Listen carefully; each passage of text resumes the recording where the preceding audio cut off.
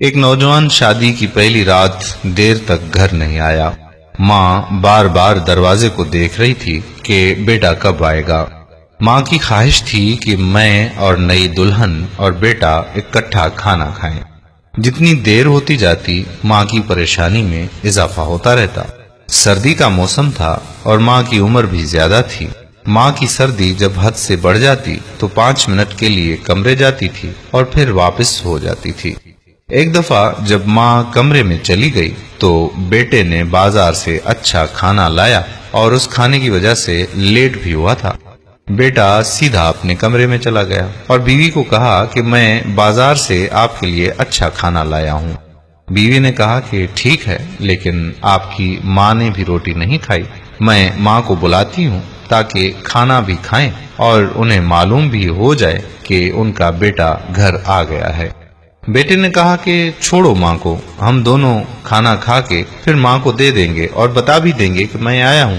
بیوی نے کہا کہ یہ مناسب نہیں ہے۔ اگر آپ کچھ ہیں تو وہ ماں کی وجہ سے ہی ہیں، اور میں اگر آپ کی بیوی ہوں تو یہ بھی آپ کی ماں کی وجہ سے ہوں۔ بہرحال بیٹے کا اصرار تھا کہ پہلے کھانا ہم دونوں کھا لیں پھر ماں کو دیں۔ بیوی نے جب دیکھا کہ یہ انسان نما جانور ہیں تو فوراً کہا کہ مجھے طلاق دے دو، میں جانور کے ساتھ نہیں رہ سکتی۔ ماں باہر گیٹ کے پاس کھڑی تھی، بیٹے کا انتظار کر رہی تھی۔ ماں نے جب کمرے میں دولہا اور دلہن کی شور سنی تو حیران ہو گئی کہ بیٹا کب آیا اور یہ شور کیوں ہے۔ بہرحال جب ماں کمرے کے قریب پہنچ رہی تھیں تو دونوں میاں بیوی کے راستے الگ الگ ہو چکے تھے۔ بیوی نے اپنے ماں باپ کے گھر جا کر کچھ عرصے کے بعد دوسری شادی کر لی، اور بوڑھی ماں اس صدمے کو برداشت نہ کر سکی اور دنیا سے رخصت ہو گئی۔ انا للہ و انا الیہ راجعون۔ اس بوڑھی ماں کے بیٹے نے بھی کچھ عرصے کے بعد دوسری شادی کی۔ 30 یا 35 سال کے بعد یہ عورت حج کرنے جا رہی تھی۔ اپنے 5 فرما بردار اور بہت مالدار لیکن ماں کے غلاموں کی طرح قافلے کی شکل میں جا رہے تھے۔ راستے میں ایک فقیر بدحالات میں بھیک مانگ رہا تھا۔ جب عورت نے دیکھا تو اپنے بیٹوں کو کہا کہ اس بندے کو بلاؤ۔ بیٹوں نے فقیر کو بلایا۔ عورت نے جب قریب سے دیکھا تو خود جا کے فقیر کو کان میں کہا کہ کیا ماجرا ہے، آپ بھیک مانگتے ہیں؟